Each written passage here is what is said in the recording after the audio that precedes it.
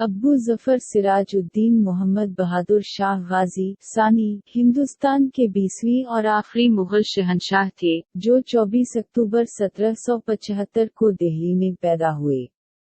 ان کے والد کا نام اکبر شاہ ثانی اور والدہ کا نام لال بائی تھا، جو ایک راجپوت گھرانے سے تعلق رکھتی تھی۔ بہادر شاہ ظفر 1837 میں 62 سال کی عمر میں مغلیہ مسند پر متمکن ہوئے، لیکن 12 لاکھ روپے سالانہ وظیفہ خور بادشاہ کو وراثت میں ایسی نام نہاد حکومت ملی جس کی طاقت اور دائرہ اختیار کمپنی کے کوتوال سے بھی کم تھا۔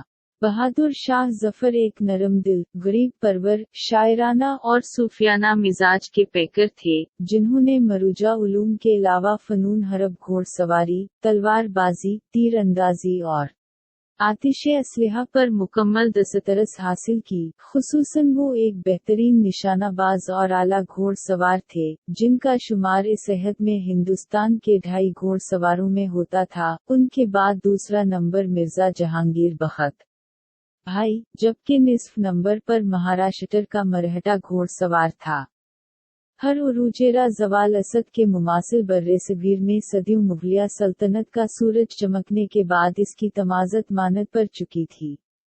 اسی اثنا میں 10 مئی 1857 کو میرٹھ کے دیسی سپاہیوں نے پہلی ملک گیر جنگ آزادی کا ناقص خون کا اور دلی کا رخ کیا۔ جب ان باغی سپاہ نے مئی 11 کی صبح دہلی کی دہلیز پر قدم رکھا، تب بہادر شاہ ظفر اس جھروکے میں تشریف فرما تھے۔ اچانک ان کی نظر آسمان میں اٹھتے گرد و غبار کی طرف ہٹی تو انہوں نے رسالہ دار کو سوار بھیج کر ماجرا جاننے کی صحیح کی، تو معلوم ہوا کہ میرٹھ کے باغی سپاہیوں کا لاؤ لشکر ہے، جو کمپنی بہادر سے بغاوت کر کے عالم پناہ کے حضور میں پیش ہونے کے لیے متمنی ہے۔ بہرکیف انہوں نے حضور مالی کو تمام واقعات سے آشنا کراتے ہوئے انقلابی تحریک کی عنان سنبھالنے کی اپیل کی۔ 82 سالہ ضعیف العمر تاجدار ہند نے سپاہیوں اور کمپنی کے مابین گلے شکوے دور کرنے کے لیے ثالثی کردار ادا کرنے کی پیشکش کی، مگر انقلابی سپاہی بضد تھے۔ چنانچہ کچھ لیت ولل کے بعد بادشاہ سلامت رضامند ہو گئے اور آخر تک اسی مستقل مزاجی کے ساتھ کاربند رہے۔ ان کی حکمت عملیوں نے باغی فوجیوں کے حوصلوں میں ایک نئی جان پھونک دی۔ دلی میں جوق در جوق انقلابیوں کے آنے کا سلسلہ شروع ہو گیا۔ اسی بیچ 2 جولائی 1857 کو بریلی سے ایک تجربہ کار افسر بخت خان لاؤ لشکر وارد دہلی ہوئے، جن کی آمد انگریزی اعلیٰ حکام کے منصوبوں پر بجلی بن کر گری، جو انگریزی فتح میں آہنی دیوار بن کر کھڑے ہو گئے۔ بخت خان نے محصور دلی کو پٹری پر لانے کی پوری تگودو کی، جس میں کافی حد تک وہ کامیاب بھی رہے۔ بخت خان کی کمان میں انقلابیوں نے فرنگیوں کو دلیری اور پامردی سے دن میں تارے دکھا دیے تھے، لیکن حریت پسندوں کو ایک ساتھ متعدد محاذ پر لڑنا پڑ رہا تھا۔ بہادر شاہ ظفر نے ہندوستان کے اوپر منڈلاتے ہوئے خطرے کو بھانپ کر راجپوتانہ سمیت تمام ریاستوں کو تعاون کے لیے خطوط روانہ کیے۔ میری خواہش ہے کہ فرنگی جس طرح بھی ہو ہندوستان سے نکال دیے جائیں اور ملک آزاد ہو، لیکن آزادی کی جنگ اس وقت کامیاب ہو سکتی ہے جب ایک قابل شخص جو تحریک کا تمام بار اپنے کاندھوں پہ لے کر منتشر قوتوں کو منظم کر سکے اور اس بغاوت کی رہنمائی کے لیے آگے بڑھے۔ میں ذاتی طور پر حکومت کی کوئی خواہش نہیں رکھتا، اگر تم دیسی راجگان اپنی تلوار دشمن کے خلاف بے نیم کرنے کو تیار ہو تو میں ان کے حق میں شہنشاہی سے مستعفی ہو جاؤں گا۔ اس طرح انہوں نے کشادہ قلبی کا مظاہرہ کرتے ہوئے تخت و تاج سے دستبرداری کی منشا بھی ظاہر کر دی تھی، مگر ان کے خون اتنے سفید ہو چکے تھے کہ انہوں نے ان کا جواب دینا بھی گوارا نہ کیا۔ معاملہ شناس بادشاہ سلامت نے اقتصادی بحران سے نکلنے کے لیے بھی عاجلانہ انداز میں انتھک کوشش کی۔ انہوں نے دلی کے بینکوں سے شاہی خزانے کو بھرنے کی اپیل کی، تاہم سپاہیوں کو تنخواہ ادا کرنے کے لیے 1 لاکھ روپے سے زیادہ کی رقم جمع نہ ہو سکی، یہاں تک کہ ان کے حکم سے ایک ٹکسال بھی قائم کی گئی، لیکن وہ بھی لوگوں کی ضروریات کی تکمیل کرنے میں کامیاب نہ رہی۔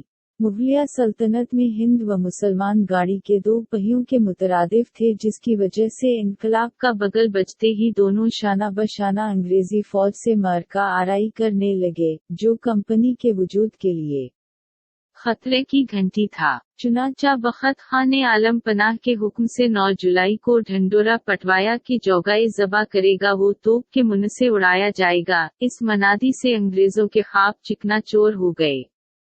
हुजूर वाला ने हाथी पर बैठकर शहरियन और इनकलाबियों से पूरी जोशीन वलवले के साथ अंग्रेजों का मुकाबले करने की अपील की। वो बजालत खुद मोर्चे और आलात हरब के तई पूरे फिक्रमंद थे। बाज़ मौक़ों पर इन्होंने मुहाज पर जाकर हथियार व तोपों का जायजा लिया। 19 जुलाई 1857 को बख्त खां और उनके फौजियों ने अंग्रेजों को घुटने टेकने पर मजबूर कर दिया, उनकी मगरिबी चौकियों पर कब्जा कर लिया, मगर अंग्रेज हार कहाँ मानने वाले थे। इन्होंने नमक खारों को इनकलाबियों के असलहा खाना अराने का हुक्म दिया, जिन्होंने उसे 7 अगस्त को उड़ा दिया, जिसमें काफी जानी नुकसान हुआ।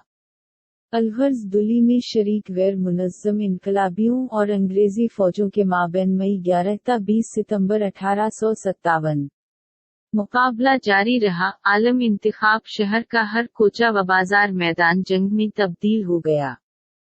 कंपनी ने हिंदुस्तानी हलीफों की बदौलत दुली की एंड से एंड बजा दी। दिल बर्दाश्ता बहादुर शाह जफर ने सितंबर 19 को अपने पूरे खानदान और अमले के साथ महल छोड़कर अजमीरी गेट के रास्ते हुमायूं के मकबरे में जाने का फैसला किया। बख्त खां अपने मोर्चे पे डटे हुए थे। जैसे ही इन्होंने सुना वो वैसे ही बादशाह की खिदमत में हाजिर हुए। जहां पनाह को जमीनी हकायक से रूबरू कराकर अपने साथ चलने की गुजारिश की तो बादशाह सलामत ने जवाब दिया कि हम हुमायूं के मकबर ये जाते हैं, तुम कल सुबह वहां आओ।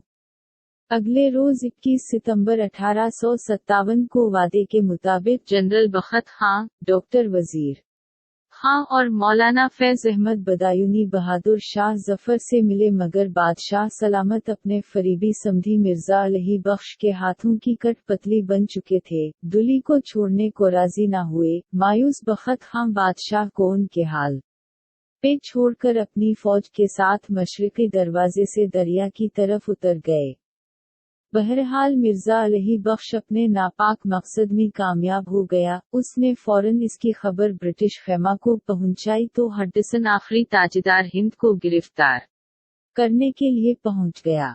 अलगर्ज मोरखा 21 सितंबर 1857 मुगलिया तारीख का वा सियाह दिन है जब बहादुर शाह जफर, ज़ेयनत महल और शहजादे जवां बख्त ने जानून बख्शी के वादे पर खुद को हडसन के हवाले किया।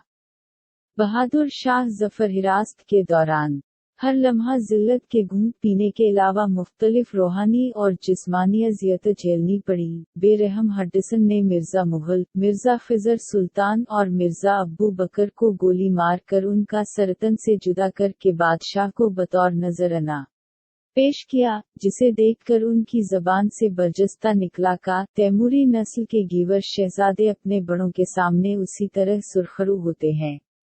27 जनवरी 1858 को सच 11 बजे बहादुर शाह जफर के नुमाइशी मुकदमा की समाअत एक खुद साख्ता मिलिट्री कमीशन ने शुरू की, जिसकी कार्रवाई लाल किले के दीवान खास में 21 रोज चली। मुकदमा में हकीम एहसन अल्लाह खां, मकनद लाल और जाट मिल वगैरह की गवाहियों ने अहम किरदार अदा किया। पंजाब कमिश्नर लॉरेंस की एमा पर तश्कील शुदा अदालत ने 9 मार्च 1858 को कंपनी के हक में फैसला सुनाया कि मजूल मुगल बादशाह को मुसलमानों से अलहदा रखने के लिए उसे समंदर या किसी जजीरे में भेज दिया जाए। लिहाजा 7 अक्टूबर को सुबह 4 बजे लेफ्टिनेंट ओमिनी की जेर कमान 9वीं लानसरस की हिफाजत में जहां पनाह अहलिया जीनत महल, 2 बेटे मिर्जा जवां बख्त और मिर्जा शाह अब्बास समेत 35 शाही अफराद को बजरिया बैलगाड़ियों के दुली से रवाना किया। 83 साला नातवां बादशाह सफर की सोबतों को बर्दाश्त करते हुए मोरखा नवंबर 19 मिर्जापुर पहुंचे।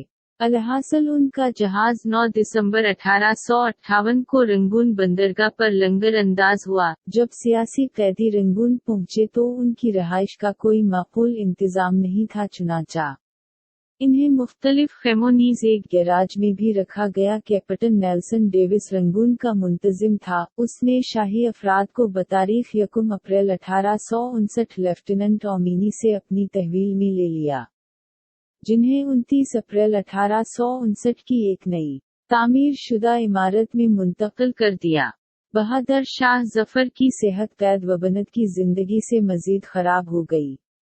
जहां पनाह को 6 नवंबर 1862 को फालिज का तीसरा दौरा पड़ा और 7 नवंबर की सुबह 5 बजे 87 साल की उम्र में इन्होंने दाई अजल को लबीक कहा।